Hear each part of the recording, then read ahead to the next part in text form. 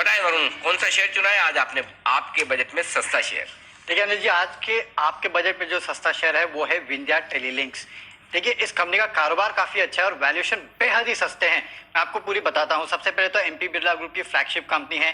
Cable के कारोबार में बेसिकली ये है, और केबल में खासकर copper cable, power cable, solar cable और सबसे बड़ा जो है ऑप्टिकल फाइबर केबल, ये बनाने का काम जो है वो ये कंपनी करती है। इसके अलावा ईपीसी में broadband network, telecom tower infrastructure, fibre to home, power transmission line, ये सब प्रोजेक्ट्स जो है ये कंपनी लेती है। और याद रखिए, ऑप्टिकल फाइबर नेटवर्क ये सबसे बड़ा इंपॉर्टेंट फिगर है जो कि आगे के लिए इस कंपनी के लिए एक बड़ा ग्रोथ ड्राइवर बन सकता है, क्योंकि जिस हिसाब से इंटरनेट पेनिट्रेशन बढ़ रहा है और आगे जाके भारत नेट को बढ़ावा और देना जा रही है सरकार। इसके अलावा जो 5G के ऑप्शंस होने वाले हैं, उसका जो रोल आउट होने वाला है, उसके चलते ऑप्टिकल फाइबर नेटवर्क की काफी हद तक डिमांड जो है वो आगे भी जारी रहने वाली है, जो कि एक बड़ा ट्रिगर इस कंपनी के लिए होगा, क्योंकि देश में 3 बड़ी ऑप्टिकल फाइबर कंपनीज में इसका कंपनी का नाम जो है वो शुमार होता है। तो आगे ग्रोथ अपॉर्चुनिटी जो है वो इस कंपनी के लिए तो काफी ज्यादा है। इसके अलावा एमपी सरकार का भी इसमें करीब 0.24% हिस्सा है और निप्पॉन लाइफ का करीब 0.9% के आसपास का हिस्सा है।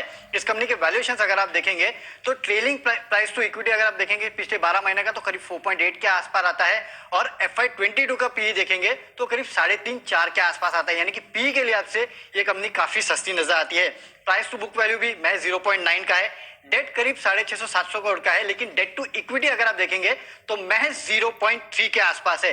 मार्केट कैप टू सेल्स देखिए महज 0.5 टाइम्स के आसपास है, जबकि आप बाकी टेलीकॉम टावर इंफ्रास्ट्रक्चर या फिर ऑप्टिकल फाइबर कंपनीज के मार्केट कैप टू सेल्स देखिए 1 से 1.5 टाइम्स के आसपास नजर आता है।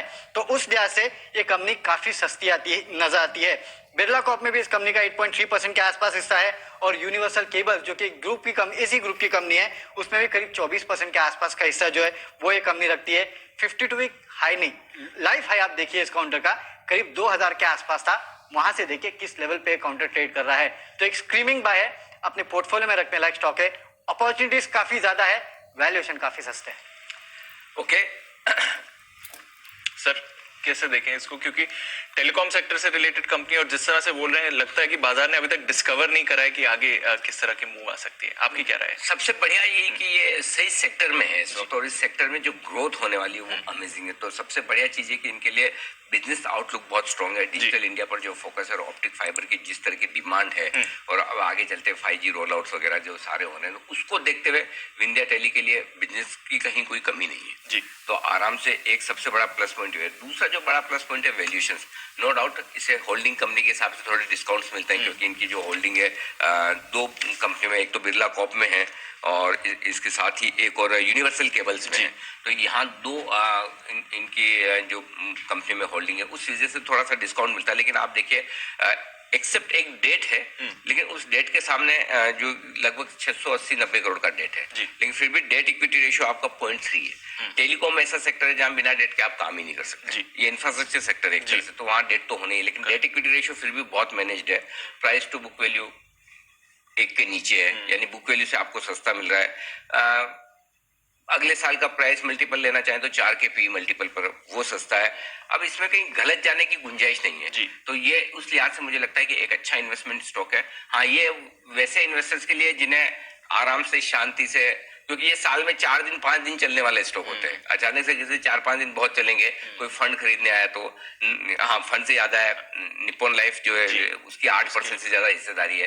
तो ये वो शांति से इन्वेस्टमेंट ग्रेड वाले स्टॉक्स हैं, इनको रडार पे रखिए। जब भी बाजार कमजोर हो आपकी लिस्ट में रहना चाहिए कि भाई मुझे ये शेयर खरीदना है और इन दाम पे खरीदना, बस उतना ध्यान रखना चाहिए। ओके, तो एक बार चार्ट चेक भी ले ले सकते, पूछते हैं किस लेवल्स में इंपॉर्टेंट रहेगा। कुणाल जी जरा चार्ट देखकर बताएं, विंध्या टेली कौन से लेवल्स इंपॉर्टेंट रहेंगे? अगर एंट्री पॉइंट करनी है तो क्या अट्रैक्टिव प्राइस रहेगा?